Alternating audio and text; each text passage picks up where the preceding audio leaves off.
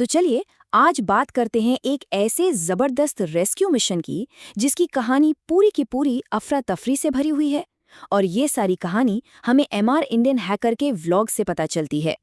कहानी की शुरुआत ही होती है इस चौंका देने वाले सवाल से, जिससे ये तो साफ हो जाता है कि उनका एक दोस्त राहुल थाईलैंड में कहीं लापता हो गया है।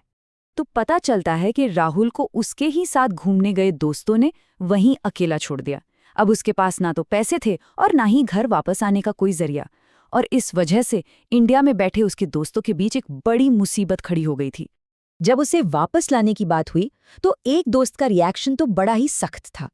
उसका कहना था कि राहुल अपनी ही गलतियों की वजह से इस हाल में है। लेकिन व्लॉग बनाने वाला दोस्त इस बात से बिल्कुल सहमत नहीं था। उसका मानना था कि मामला बहुत गंभीर है, जगह विदेशी है और वहां कुछ भी ऊंच नीच हो सकती थी। तो अब उनके सामने ये दुविधा थी कि क्या किया जाए।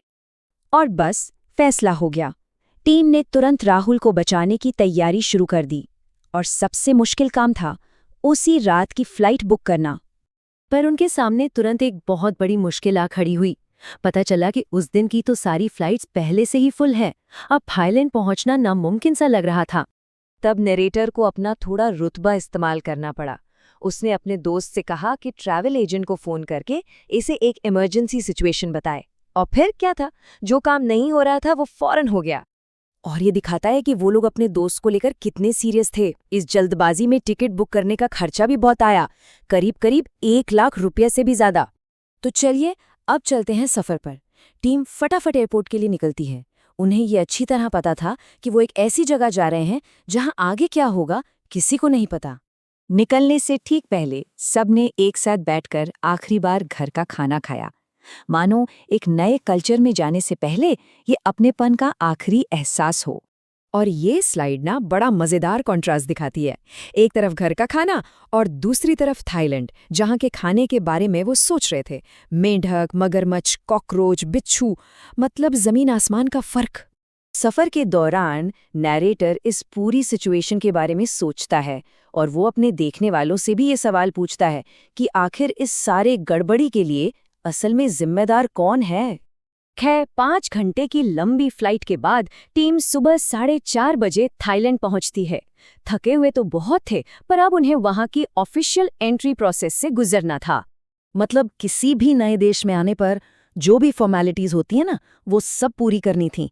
इमिग्रेशन क्लियर करना, डॉक्यूमेंट्स वेरीफाई करवाना, फिंगरप्रिंट्स देना और फिर वहां के लिए लोकल सिम कार्ड और करेंसी का इंतजाम करना।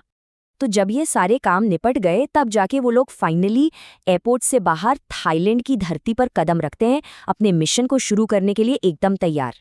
लेकिन जैसे ही वो बाहर आए उन्हें इस बात का एहसास हुआ कि उनका ये काम असल में कितना ज्यादा मुश्किल, बल्कि लगभग नामुमकिन है।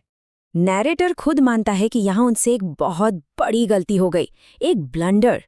मतलब वो देश तो पहुंच गए, लेकिन प्लान का सबसे जरूरी हिस्सा तो उन्होंने सोचा ही नहीं था।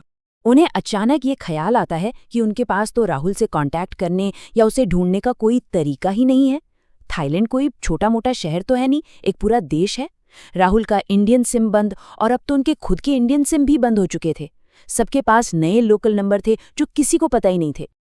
और यहीं पर यह कहानी एक बहुत बड़े सवाल पर आकर खत्म हो जाती है, जो शायद किसी के भी मन में आएगा। इतने बड़े देश में जहां लाखों लोग रहते हैं, बिना किसी भी जानकारी के एक अकेले इंसान को आखिर कोई कैसे ढूंढ सकता है।